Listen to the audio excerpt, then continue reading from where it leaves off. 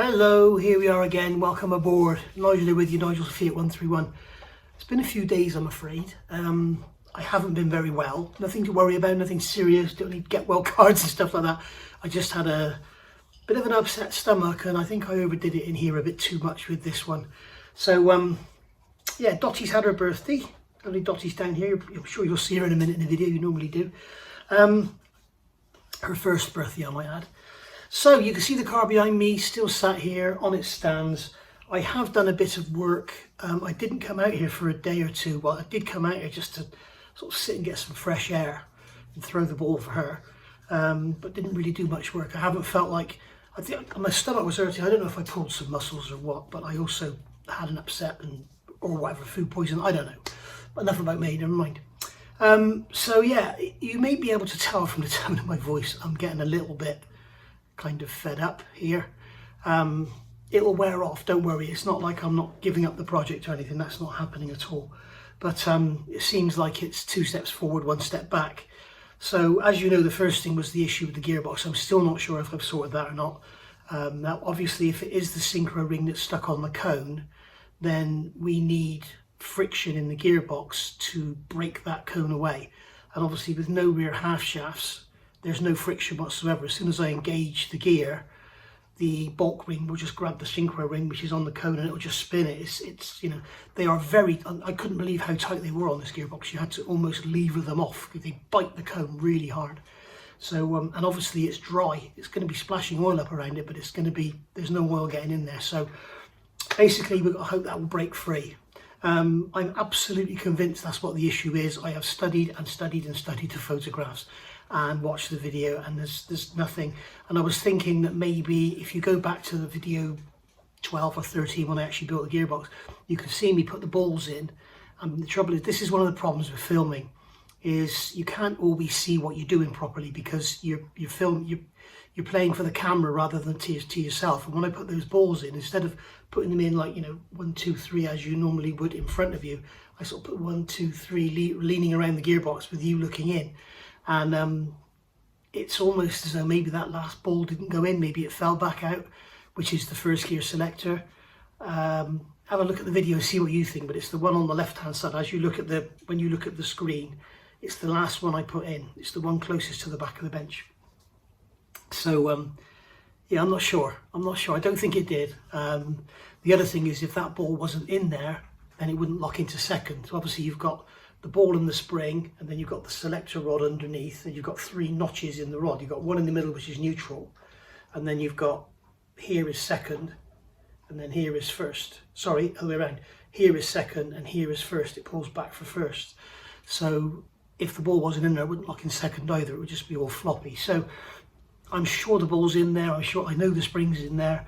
I'm sure there's nothing wrong. I'm sure there's nothing wrong at all. But let's just hope and see. Eh? And like I say, if it is, I'm probably, the trouble is with me, I can't leave things alone. If it is, I may take the gearbox out and have a look. We'll have a look and see. But I very much doubt it. I don't want to drive it around very much, and the winter's coming anyway.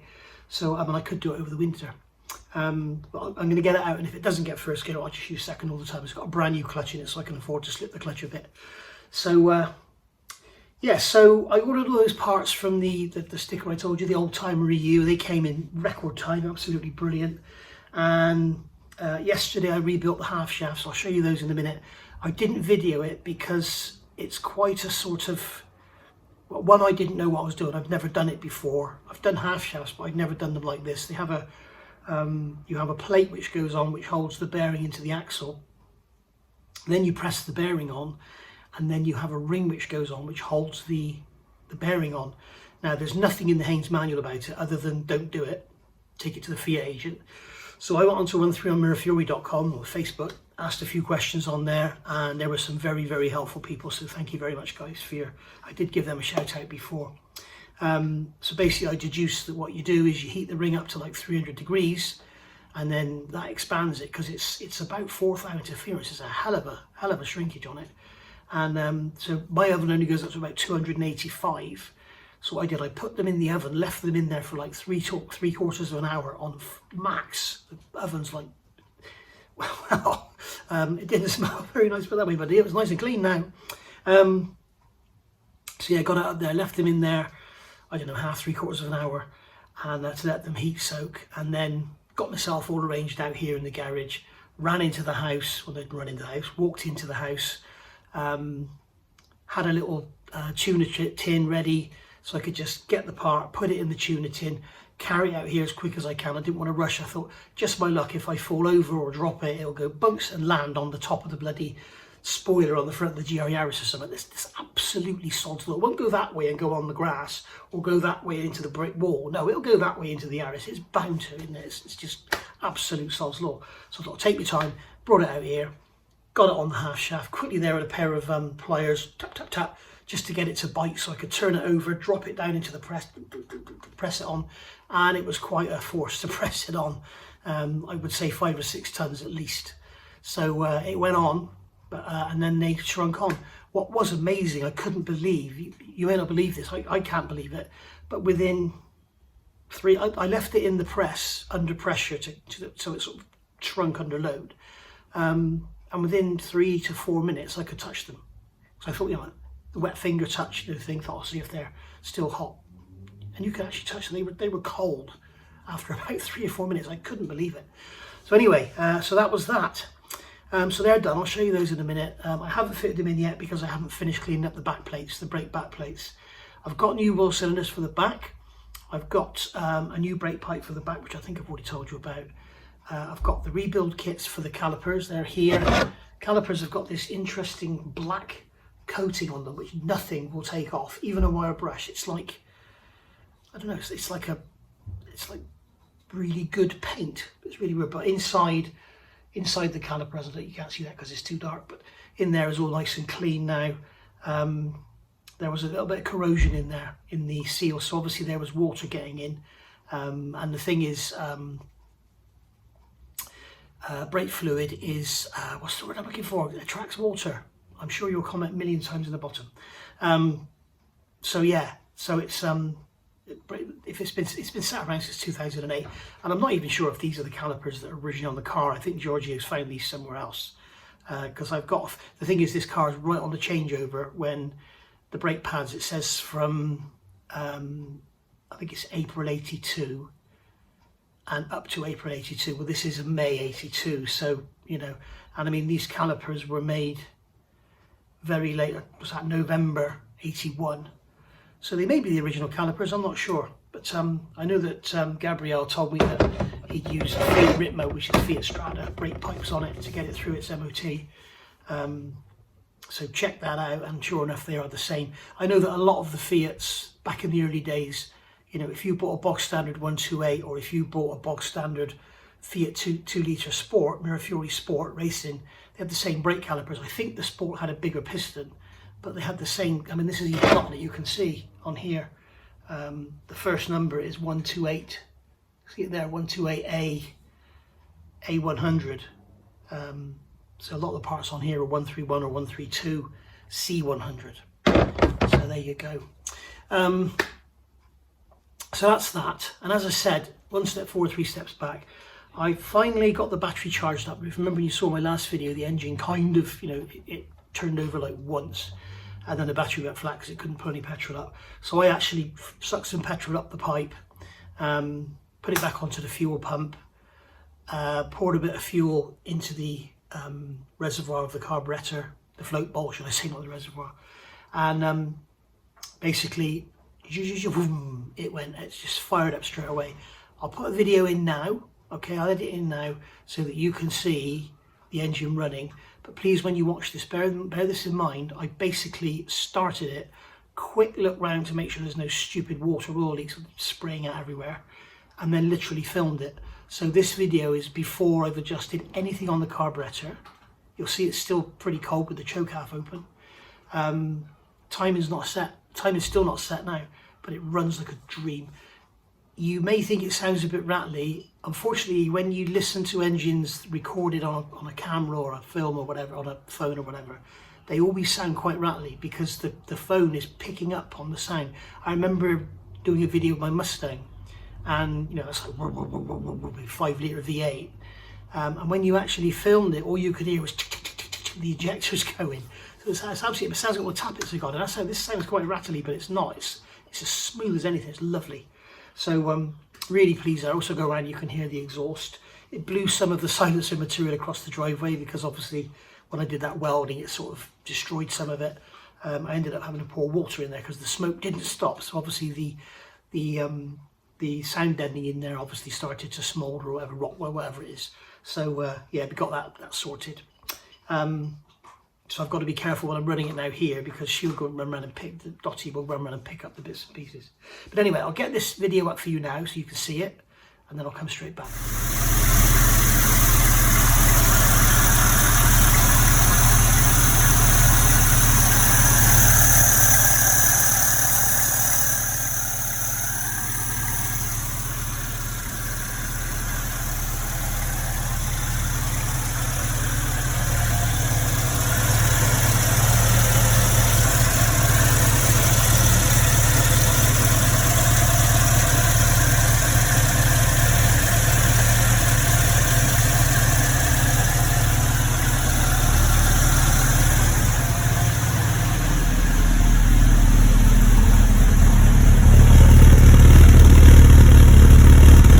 So what do you think of that? I'm really chuffed that it's running. It sounds lovely, everything's good.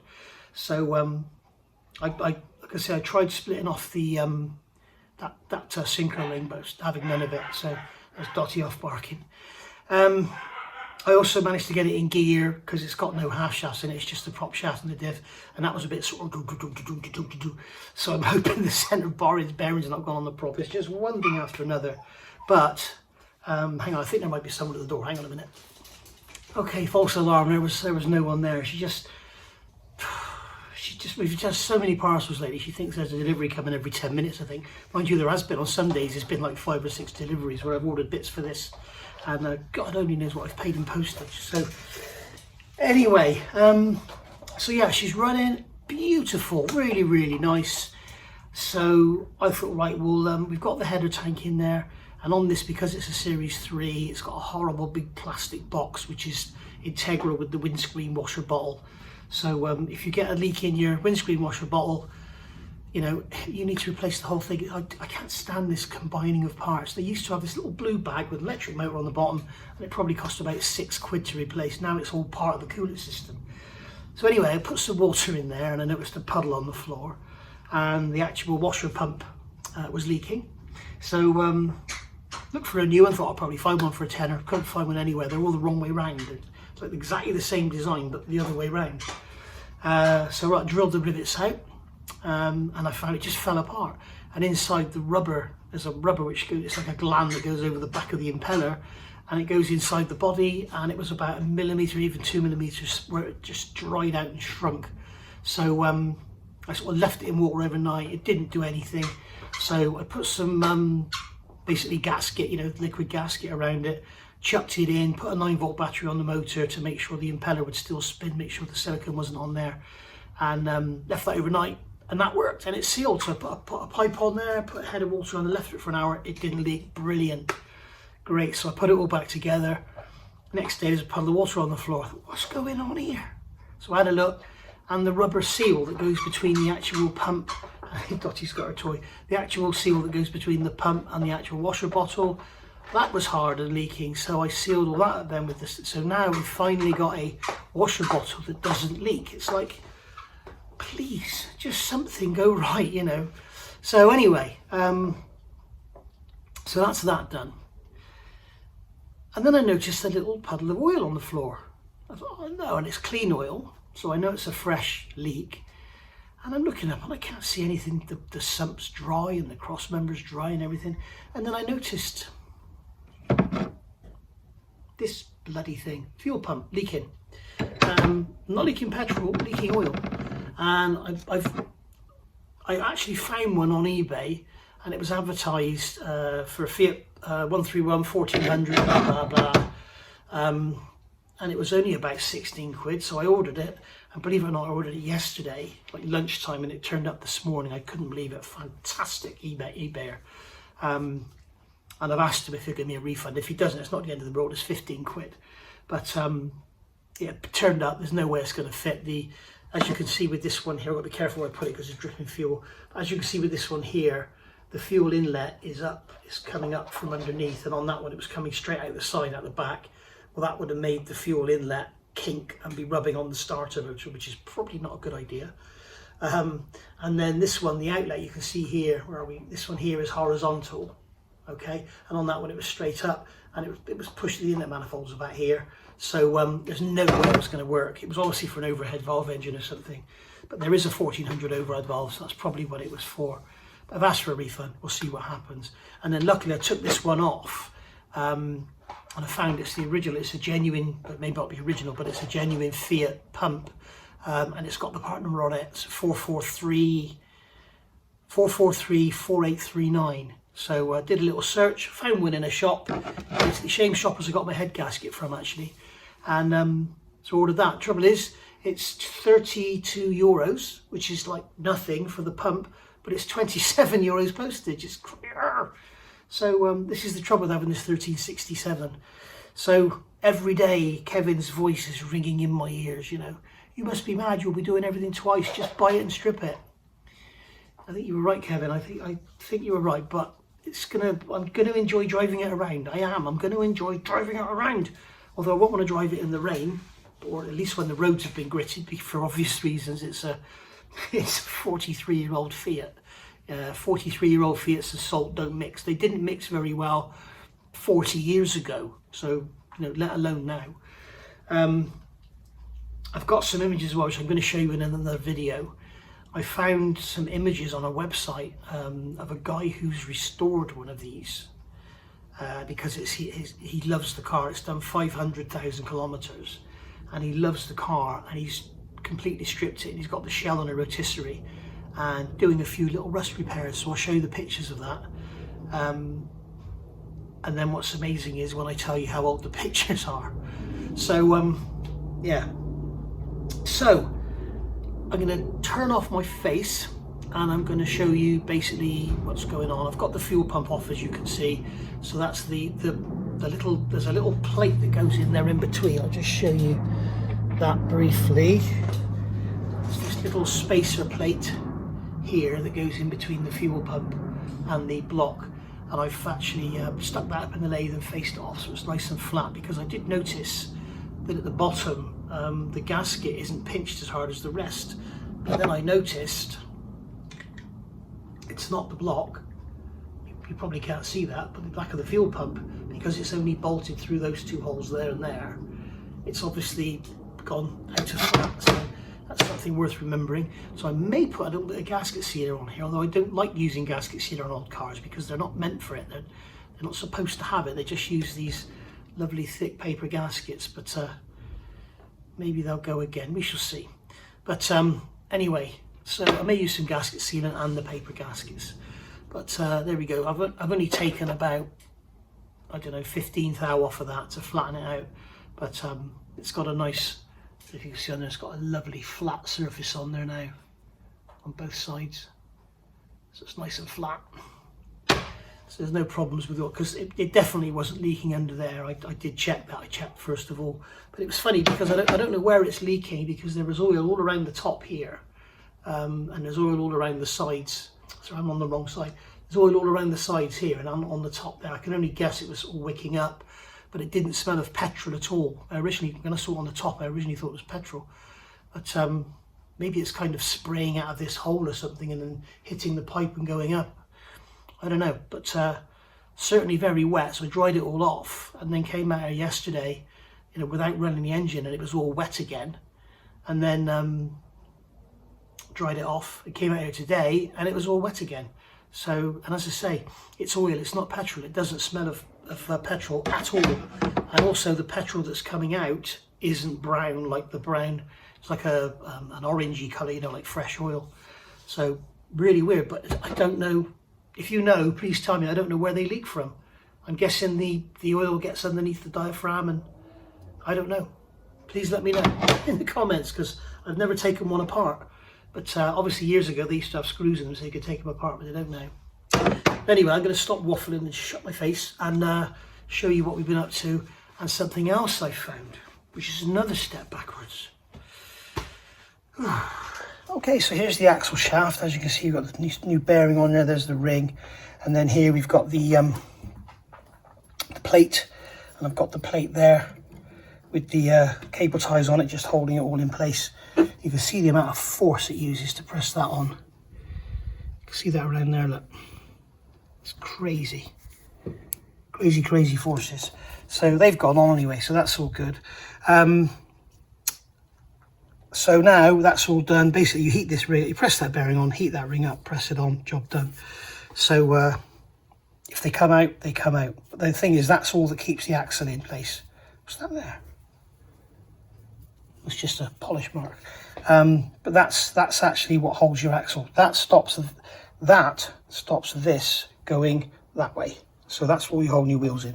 So if it does come out, it comes out. I once bought a Transit where this had happened, and it's not a problem because as soon as the spline there comes out of the diff, which means the shaft has come out about that far, then you just lose all drive anyway. So all it does is the shaft just sits in there, ruins the seal, and just sits on the axle there. So we shall see. If that happens, I'll tow it home and rip it apart. There's, you can see our calipers, you can see the black on there. I don't know what it is, but nothing gets it off. There's our fuel pump, as you can see there. So that's all done. Right, let me take you over to the engine bay and show you what's going on over there. Okay, so here's our lovely engine. All you can see how the choke completely shuts when it's cold. So there you are, you can see the fuel pump missing down there. And there we go. So I've got the coil disconnected purely so I don't break the wires when I'm working in there. But I've got to wait now for the new fuel pump to come before I can run it again. Some of you are going to be thinking, why didn't you just put an electric pump on there? If I put an electric pump in the front here, I'd have to find somewhere to get a feed from. I'm guessing this wire off the coil would have been okay. But I don't want to overload anything. I don't want to burn any fuses out or any wires out or anything. The other thing is the car would then be modified, and I don't want it to be modified at all. So just for its initial drive. So there we go. Obviously at the end of the day, it's going to have electric fuel pumps in the boot, but that would mean if I put one in the boot now, it would mean running a wire from somewhere all the way back into the boot. I just thought, no, I'll just bloody buy a normal one. I need a fuel pump for that engine. And also, if I did put an electric pump in, I'd have to make a blanking plate or buy a blanking plate to go over there, the hole in the engine. So it's sort of 6 of one after does the other. So that's all done anyway.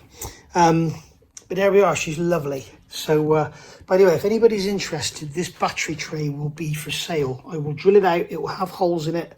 I will drill the spot welds out as neatly as I can. But you can see it's a really good, solid, you know, under there it's just dust. This is just, and here you can see it's just literally surface rust. There's still blue paint there.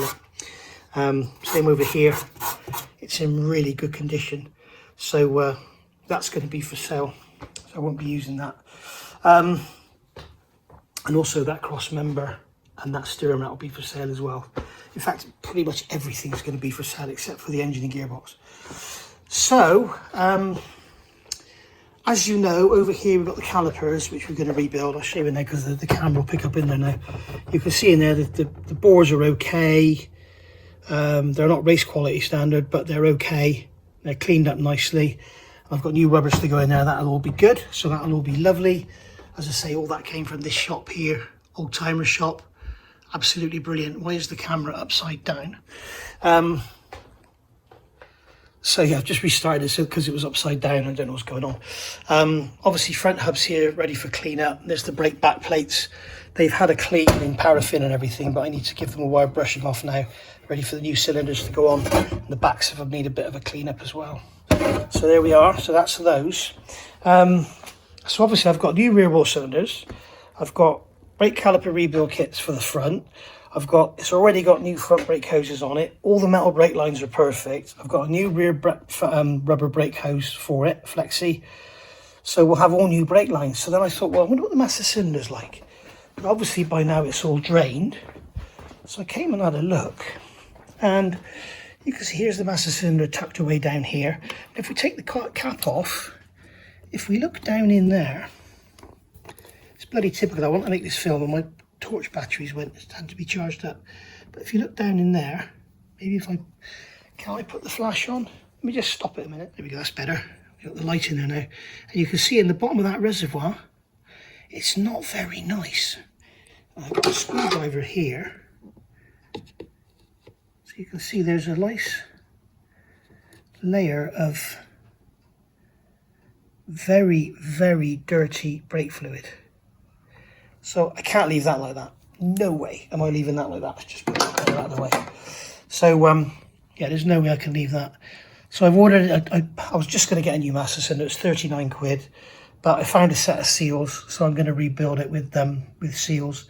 You can see how good those metal pipes are. The only thing I don't know is how on earth you're supposed to get those pipes off from under there. I guess you pull the reservoir comes off the top, so I guess you pull that out first. We'll have to get this this vacuum pipe out of the way and everything. But yeah, so it just goes on and on and on. But at the end of the day, I will have for sale a rebuilt master cylinder, rebuilt front calipers, new flexible hoses, new metal lines, new rear cylinders, a complete brake system right through for sale. So if anybody's restoring a car and they're not worried about having everything brand new, it will only have done about 200 miles, I expect. So there we go. So there we are. I've waffled and waffled and waffled. I've got nothing else to think of to show you. I found a potential, lovely door, isn't it? Really great condition. I found a potential little issue down here, which is a bit interesting. When you move the seat, I don't know if you can see this. You can see this box here. That's the box that the seat is bolted to. That should be welded to the floor. It's moving, so I don't know what's going on there. I shall have to ask Kevin. I expect the spot welds break or something. I know when the Abarth they put strengthening panels in there, so but there's no holes in the floor underneath, so it's not like it's ripped the spot welds out. But anyway, so there we are. I haven't had a single water leak. I did have a little bit of weepage on this pipe here, but that seems to have dried itself up. There is no gasket sealer on this engine anywhere. Now there is. Where did I use it? Where did I use a tiny, tiny, tiny little bit of gasket sealer? I can't remember now. There's one thing I used it on. I can't remember what it is. There it was. There. The bottom of the dipstick here. Because unlike the old cars had like a rubber that went down in there. This has just got like a top hat thing that was quite dried out, and I didn't have a new one, so I just covered it in gasket sealer and then put the dipstick in. So you can see it down in there. There it is. There it is. There. Wire out of the way. That's where I use gasket sealer. Other than that, it's just got the standard Fiat paper gaskets, and it's working a treat at the moment. Should have said that, should I?